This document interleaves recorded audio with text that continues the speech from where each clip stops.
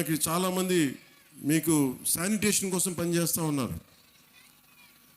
మనకి వీధుల్ని శుభ్రంగా తుడిచే మన కుటుంబం అది. మన శానిటేషన్ వర్కర్స్కి మీరు గౌరవం ఇవ్వండి. అలాగే జపాన్ లాగా నేను చిన్నప్పుడు మా ఇంట్లో బాత్రూమ్ నేనే కడిగేవాడిని. మా నాన్న మా అమ్మ మా చేత కడిగిచ్చేవాడిని. అలాగే మన స్కూల్ బాత్రూమ్స్ కూడా జపాన్లో స్టూడెంట్స్ బాత్రూమ్స్ వాళ్ళే కడుగుతారు. ఇక్కడ మనం వేరే వాళ్ళ చేత చేయిస్తాం.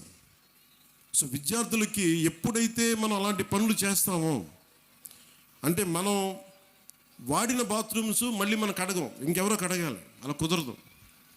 ఆ కల్చర్ అలవాటు చేసుకుంటే మీరు భవిష్యత్తు మీకు చాలా ఉన్నత స్థాయిలో ఉంటుంది. డిగ్నిటీ ఆఫ్ లేబర్ మీకు అలవాటు అవ్వాలి.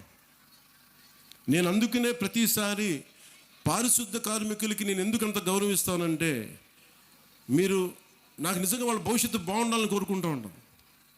సో మీరు మీకు పనిచేసే టీచర్స్కి కానీ, వాచ్ సెక్యూరిటీ పీపుల్కి కానీ, శానిటేషన్ వర్కర్స్ కానీ మీరు ఒక్కొక్కసారి చిన్న థ్యాంక్స్ చెప్పండి. విద్యార్థులకు చెప్తున్నాను, మీరు మా కోసం ఇంత చేస్తున్నారు, చిన్న థ్యాంక్స్ చెప్పండి. వాళ్ళ బిడ్డలు బాగున్నారు లేదని అడగండి. చాలా గొప్పగా ఉంటుంది.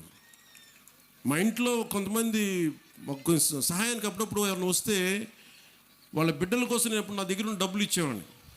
వాళ్ళు ఎంత ఆనందం వేసేదంటే వాళ్ళ కళ్ళల్లో డబ్బులు ఇచ్చిన తర్వాత వాళ్ళకి అది మన వైపు కాంట్రిబ్యూషన్లా ఉండేది నాకు.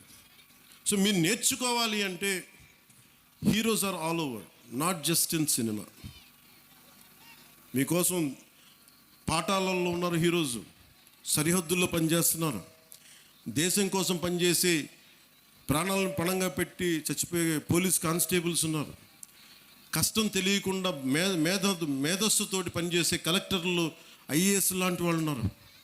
మీరందరూ కూడా వాళ్ళని ప్రేరణగా తీసుకొని మీరు కూడా ఉన్నత స్థాయికి వెళ్ళాలని మనస్ఫూర్తిగా కోరుకుంటూ మీ అందరికీ బంగారు భవిష్యత్తు ఉండాలని